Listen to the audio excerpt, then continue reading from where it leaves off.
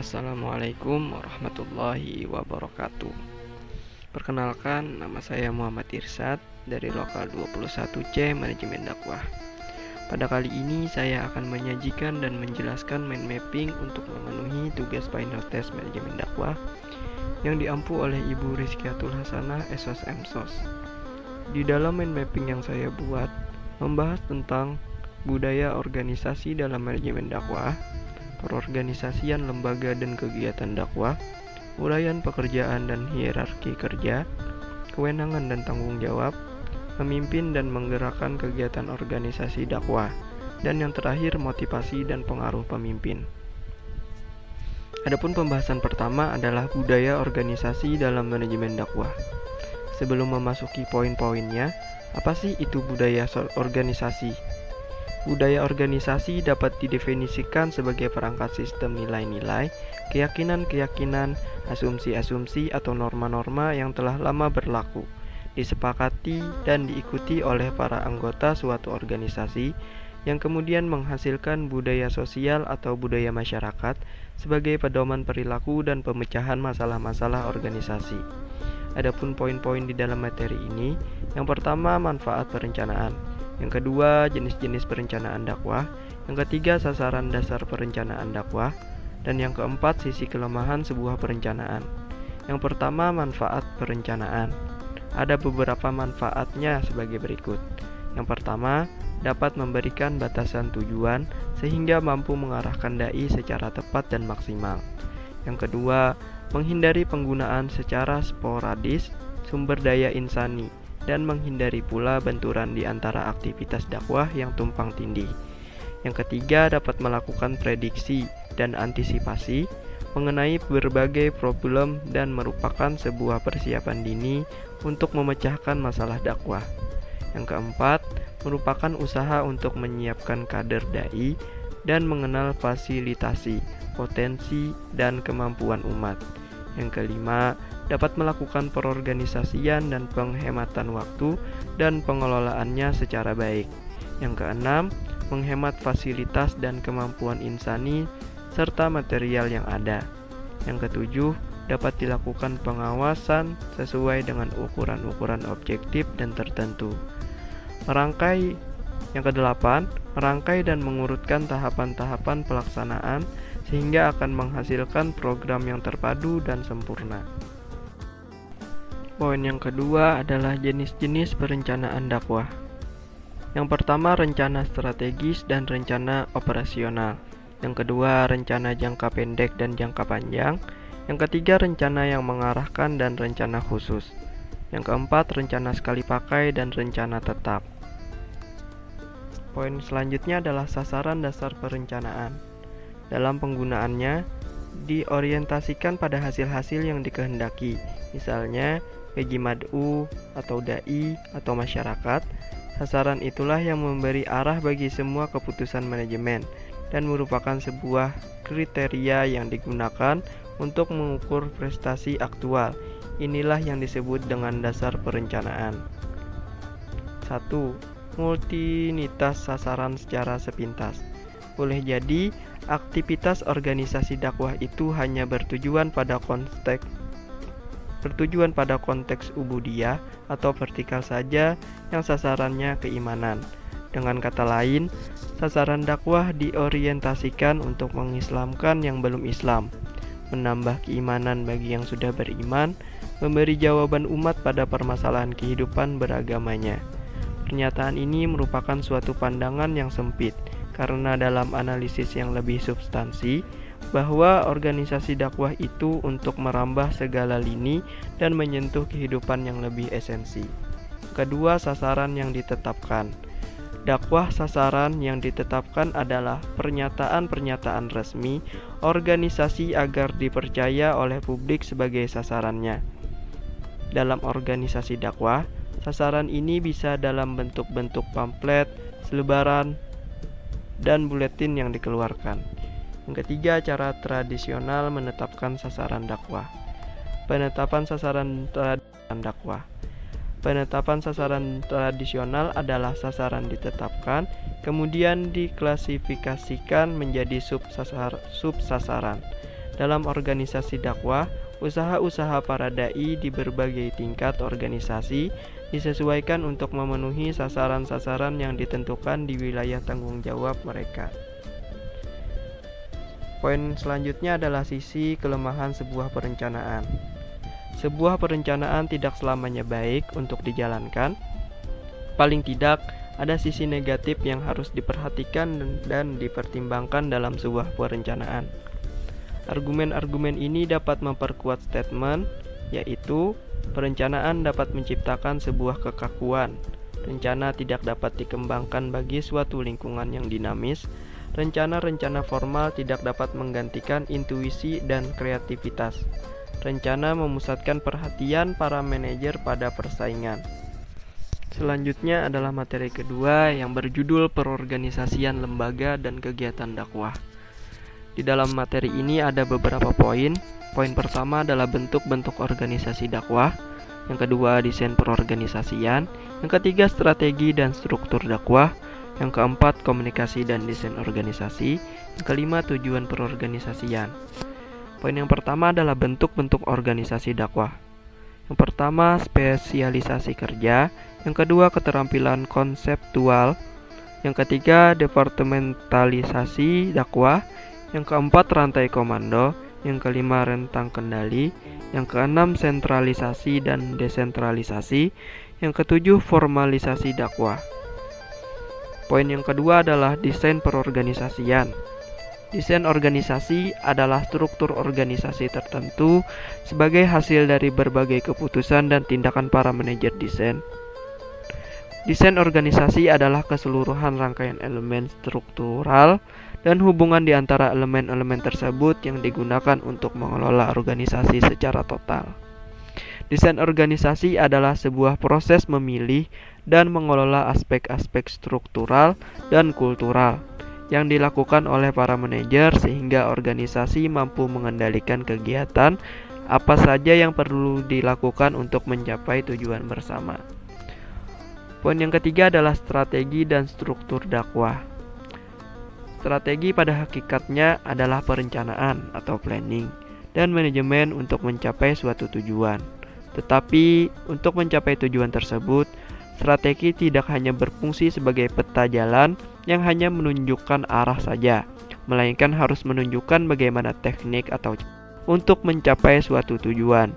Di dalam mencapai tujuan tersebut, strategi dakwah harus dapat menunjukkan bagaimana operasionalnya secara teknik atau taktik harus dilakukan, dalam arti kata bahwa pendekatan biasa berbeda sewaktu-waktu tergantung pada situasi dan kondisi. Struktur ilmu dakwah akan berkaitan dengan pemberian kerangka sumber, filosofis, teoritis, dan teknis mengenai unsur-unsur dakwah, konteks dakwah, dan interaksi antar unsur-unsur yang melahirkan problema dakwah. Sebagai kajian macam-macam ilmu tersebut menjadi salah satu isi penjelasan epistemologi kurikulum kependidikan dakwah sebagai bagian dari proses dakwah. Poin yang selanjutnya adalah komunikasi dan desain organisasi. Penggunaan teknologi informasi sangat mempengaruhi cara anggota organisasi dakwah dalam berkomunikasi, menyampaikan informasi, dan dalam menyampaikan aktivitas mereka. Komunikasi dan pertukaran informasi di antara anggota organisasi tidak lagi dibatasi oleh ruang dan waktu. Kondisi ini berarti bahwa organisasi-organisasi dakwah tidak lagi hanya menopang dan mempermudah informasi dan kegiatan-kegiatan kerja dakwah secara horizontal dan vertikal. Dengan kata lain, para dai dapat mengakses informasi kapan dan dimanapun. Sedangkan implikasinya terhadap desain organisasi dakwah sekarang yang berbasis tim dan tanpa batas tidak akan terlaksana tanpa ketersediaan dan mudahnya mengakses informasi yang dimungkinkan oleh sarana informasi. Poin selanjutnya adalah tujuan perorganisasian. Tujuan perorganisasian adalah agar dalam pembagian tugas dapat dilaksanakan dengan penuh tanggung jawab. Dengan pembagian tugas, diharapkan setiap organisasi dapat meningkatkan keterampilannya secara khusus dalam menangani tugas-tugas yang dibebankan. Apabila pengorganisasian itu dilakukan secara serampangan, tidak sesuai dengan bidang keahlian seseorang, maka tidak mustahil dapat menimbulkan kegagalan dalam penyelesaian pekerjaan itu. Materi yang ketiga adalah uraian pekerjaan dan hierarki kerja. Di materi ini ada beberapa poin. Yang pertama, poin manajemen puncak. Yang kedua, manajemen tingkat menengah. Yang ketiga, manajemen lini pertama. Sebelum masuki poin-poin tersebut, apa sih itu uraian pekerjaan dan hierarki kerja? Uraian pekerjaan adalah suatu catatan yang sistematis tentang tugas, wewenang, dan tanggung jawab suatu jabatan tertentu yang didefinisikan berdasarkan fakta-fakta yang ada. Uraian pekerjaan atau job description harus dapat menjelaskan dan berfokus pada pekerjaan itu sendiri dan bukan kepada personil yang mengisi pekerjaan tersebut. Hierarki atau tingkatan manajemen. Hierarki atau tingkatan manajemen merupakan sebuah alat yang bisa mempermudah untuk memahami masalah rumit. Hal ini bisa dibedah menjadi beberapa aspek yang saling berhubungan, sehingga bisa tersusun menjadi sebuah aspek dalam bentuk hierarkis yang berurutan. Memasuki poin yang pertama, yaitu manajemen puncak. Manajemen puncak merupakan level paling atas di dalam manajemen yang diisi oleh kalangan petinggi dan eksekutif yang nantinya bertugas untuk menjalankan ilmu manajemen. Manajemen puncak terdiri dari orang-orang yang memiliki keterampilan konsep yang baik supaya bisa memimpin suatu organisasi atau perusahaan secara keseluruhan untuk bisa membangun tim kerja yang baik. Sehingga siapa saja yang duduk di tingkatan manajemen ini harus punya keterampilan memimpin. Poin yang kedua adalah manajemen tingkat menengah. Manajemen menengah pada dasarnya bertugas sebagai penghubung antara manajemen puncak dengan manajemen lini pertama yang dibahas nanti. Siapa saja yang menjalankan profesi di bagian manajemen menengah bertanggung jawab untuk membawahi dan juga mengarahkan kegiatan-kegiatan manajer lain dan juga para karyawan yang menjalankan kegiatan operasional perusahaan. Sehingga tugas dan tanggung jawab dari manajemen menengah mencakup banyak hal dan menyentuh semua bagian dalam tubuh perusahaan. Manajemen lini pertama. Manajemen lini pertama atau low level management adalah tingkatan manajemen yang berada paling rendah dalam suatu organisasi perusahaan. Tugas mereka adalah memimpin dan mengawasi performa tenaga kerja operasional. Oleh karena itu, manajemen tingkat pertama ini akan lebih mengandalkan kemampuan teknikal dan kemampuan komunikasinya. Materi yang keempat membahas tentang kewenangan dan tanggung jawab. Di dalam materi ini ada beberapa poin. Poin yang pertama adalah jenis-jenis kewenangan, batas-batas kewenangan, ragam bentuk tanggung jawab. Apa sih itu kewenangan dan tanggung jawab? Kata kewenangan berasal dari kata dasar wewenang yang diartikan sebagai hal berwenang, hak dan kekuasaan yang dipunyai untuk melakukan sesuatu. Kewenangan adalah kekuasaan formal, kekuasaan yang diberikan oleh undang-undang atau kekuasaan eksekutif administrasi. Adapun tanggung jawab merupakan perbedaan antara benar dan yang salah, yang boleh dan yang dilarang, yang dianjurkan dan yang dicegah, yang baik dan yang buruk, dan sadar bahwa menjauhi segala yang bersifat negatif dan mencoba membina diri untuk selalu menggunakan hal-hal yang positif. Jadi sejak itu mulai dapat melakukan apa yang dimengertinya. Jenis-jenis wewenang. Yang pertama, kewenangan lini. Kewenangan lini ini adalah mereka yang bertanggung jawab terhadap berbagai kegiatan organisasi dalam rangka pencapaian tujuan organisasi. Kewenangan ini dipresentasikan mulai dari hierarki yang tertinggi hingga hierarki yang terendah. Yang kedua, kewenangan staf. Kewenangan staf adalah mereka yang ditunjuk untuk membantu bagian-bagian dalam suatu organisasi yang memiliki kewenangan lini. Kewenangan ini membantu organisasi dan pencapaian tujuannya. Yang ketiga, kewenangan fungsional.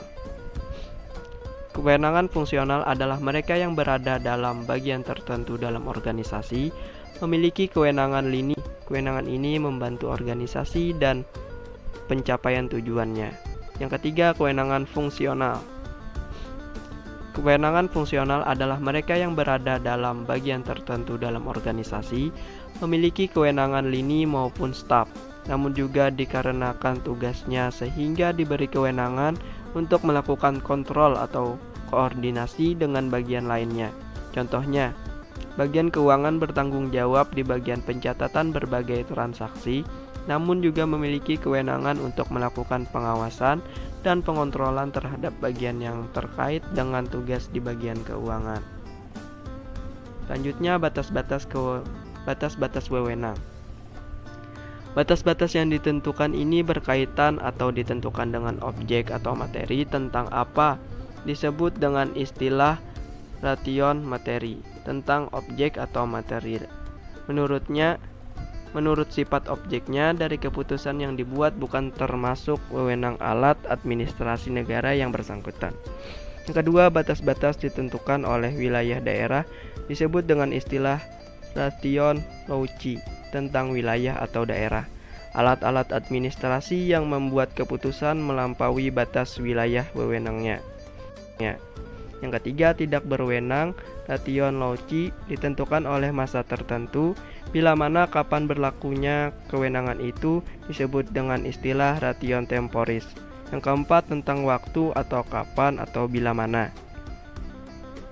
Alat administrasi negara membuat keputusan melampaui batas waktu wewenang yang dilakukan. Poin yang selanjutnya adalah ragam bentuk tanggung jawab. Yang pertama, tanggung jawab kepada Tuhan. Yang kedua, tanggung jawab kepada diri sendiri. Yang ketiga, tanggung jawab kepada keluarga. Yang keempat, tanggung jawab kepada lingkungan dan masyarakat. Yang kelima, tanggung jawab kepada bangsa dan negara.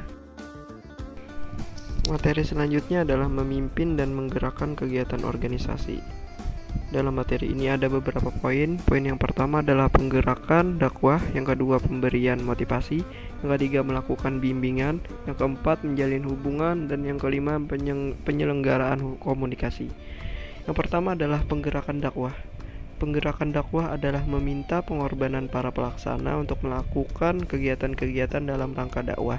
Hal ini hanya mungkin terjadi bila pemimpin dakwah atau dai mampu memberikan motivasi, bimbingan, mengkoordinir, dan menjalin pengertian di antara mereka, serta selalu meningkatkan kemampuan dan keahlian mereka. Dalam proses dakwah, penggerakan dakwah atau actuating mempunyai fungsi yang secara langsung berhubungan dengan teknis pelaksanaan. Maka dengan adanya fungsi penggerakan inilah, ketiga fungsi dakwah yang lain, planning, organizing, dan controlling baru akan efektif. Yang kedua adalah pemberian motivasi. Pemberian motivasi diartikan sebagai kemampuan seseorang manajer atau pemimpin dakwah dalam memberikan sebuah kegairahan, kegiatan, dan pengertian sehingga para anggotanya mampu untuk mendukung dan bekerja secara ikhlas untuk mencapai tujuan organisasi sesuai dengan yang dibebankan kepadanya. Selanjutnya adalah melakukan bimbingan. Selain memberikan motivasi untuk melakukan tugas-tugas dakwah, para pelaksana juga perlu dibimbing dan dijuruskan ke arah pencapaian sasaran dakwah yang telah ditetapkan. Sebab pimpinan dakwah adalah orang yang dapat melihat medan secara lebih luas dan mengetahui jalan-jalan yang mana yang harus ditempuh. Pembimbingan yang dilakukan oleh pimpinan terhadap pelaksana dilakukan dengan jalan memberikan perintah atau petunjuk yang bersifat mempengaruhi dan menetapkan arah tindakan mereka. Selanjutnya adalah menjalin hubungan. Organisasi dakwah merupakan sebuah organisasi yang berbentuk sebuah tim atau kelompok.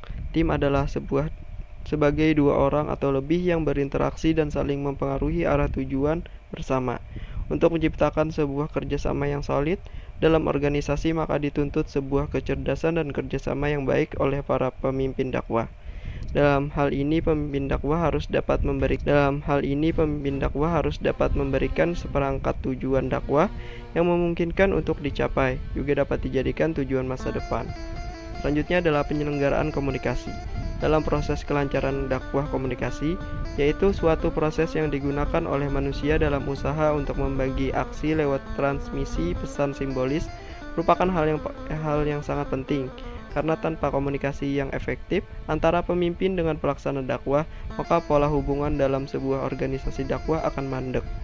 Sebab komunikasi akan mempengaruhi seluruh sendi organisasi dakwah. Kinerja komunikasi sangat penting dalam sebuah organisasi, termasuk organisasi dakwah. Materi yang terakhir adalah motivasi dan pengaruh pemimpin. Di dalam materi ini ada beberapa poin. Poin yang pertama adalah pengendalian dakwah, yang kedua unsur dan proses pengendalian manajemen dakwah, yang ketiga fungsi pengendalian dakwah, yang keempat efektivitas manajerial, yang kelima produktivitas organisasi, yang keenam evaluasi dakwah, yang ketujuh evaluasi perencanaan dakwah. Poin yang pertama adalah pengendalian dakwah. Pada organisasi dakwah, penggunaan prosedur pengendalian ini diterapkan untuk memastikan langkah kemajuan yang telah dicapai secara efisien. Pengendalian juga dimaksudkan sebagai sebuah kegiatan mengukur penyimpangan dari prestasi yang telah direncanakan dan menggerakkan tindakan korektif. Selanjutnya adalah unsur dan proses pengendalian manajemen dakwah. Pengendalian manajemen dakwah lebih bersifat konferensif, di mana lebih mengarah pada upaya yang dilakukan manajemen agar tujuan tercapai. Dalam hal ini, unsur-unsur yang terkait meliputi detektor, selektor, efektor, dan komunikator. Unsur-unsur tersebut satu sama lain akan saling berkaitan yang akan memberi suatu jalinan proses kerja. Bagi organisasi dakwah, dalam melakukan pengendalian perlu adanya sebuah acuan normatif yang berdasarkan Al-Quran dan As-Sunnah. Dalam konteks ini, Islam melakukan koreksi terhadap kekeliruan berdasarkan asas. Pertama, tawasau bil haq, saling menasihati atas dasar kebenaran dan norma yang jelas. Yang kedua, tawasau bisob, saling menasihati atas dasar kesabaran. Watawasau bil marhamah, saling menasihati atas dasar kasih sayang. Selanjutnya adalah fungsi pengendalian dakwah. Menciptakan suatu mutu dakwah yang lebih baik. Dengan pengendalian dakwah ini dapat ditemukan proses yang salah atau penyimpangan yang kemudian dapat dikoreksi. Para dai diberikan wewenang penuh untuk memeriksa dan memperbaiki tugas mereka. Dari sini program perubahan kerja dapat dilakukan untuk perbaikan aktivitas dakwah yang lebih efektif. Di samping itu, fungsi pengendalian ini juga dapat membantu para pemimpin dakwah dalam menganalisa tantangan, kesempatan, serta mendeteksi suatu perubahan yang mempengaruhi proses jalannya dakwah dalam sebuah organisasi. Dapat menciptakan sebuah siklus yang lebih cepat. Dari sini dapat diketahui permintaan dan keinginan dari mad'u untuk kemudian didesain sehingga efisiensi dapat tercapai. Untuk mempermudah pendelegasian dai dan kerja tim, tugas dakwah merupakan suatu kewajiban bersama di dalam organisasi dakwah. Oleh karenanya diperlukan suatu kerja yang solid dalam mencapai tujuan bersama. Pada proses pengendalian atau penilaian ini dimaksudkan untuk mempermudah penempatan para dai di lapangan dengan penilaian terhadap prestasi kerja mereka. Selanjutnya, tugas manajer dakwah adalah sebagai pemberi wewenang yang kemudian diteruskan kepada anggotanya dan selanjutnya diaplikasikan kepada seluruh proses rencana kerja yang dijadikan sebagai standar dakwah. Selanjutnya adalah efektivitas manajerial. Efektivitas manajerial dipahami sebagai kemampuan manajer dalam melaksanakan tugas dan fungsinya dengan benar, dengan memilih sasaran yang tepat yang dilakukan secara optimal dalam rangka mencapai tujuan organisasi yang telah ditetapkan. Selanjutnya adalah produktivitas organisasi. 1. Fokus utama dari usaha dakwah harus diorientasikan pada mad'u. Yang kedua, kualitas dari kepemimpinan yang memenuhi syarat atau qualified. Yang ketiga, nilai dan perencanaan kualitas sudah diintegrasikan dalam strategi dakwah. Yang keempat, memelihara sebuah kerjasama yang baik antar tim. Yang kelima, pemberdayaan sebuah tanggung jawab dan wewenang.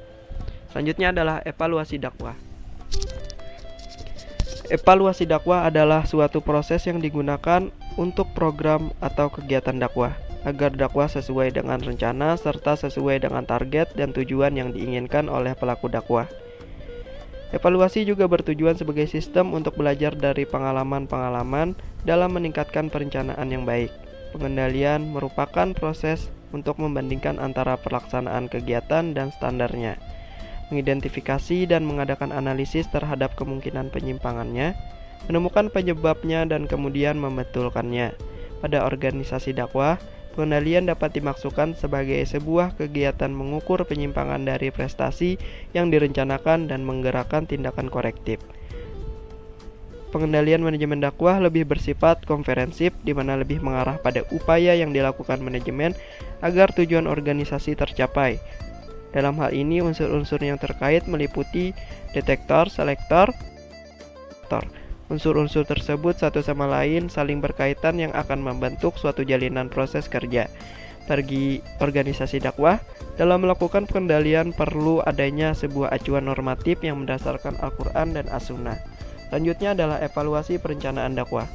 Perencanaan dakwah diartikan sebagai proses pemikiran dan pengambilan keputusan yang matang dan sistematis mengenai tindakan-tindakan yang akan dilakukan pada masa yang akan datang dalam rangka penyelenggaraan dakwah. Dan evaluasi pada perencanaan dakwah sangatlah penting untuk berdasarkan acuan untuk mencapai tujuan tertentu. Sekian penyampaian dari saya. Akhirul kalam. Wassalamualaikum warahmatullahi wabarakatuh.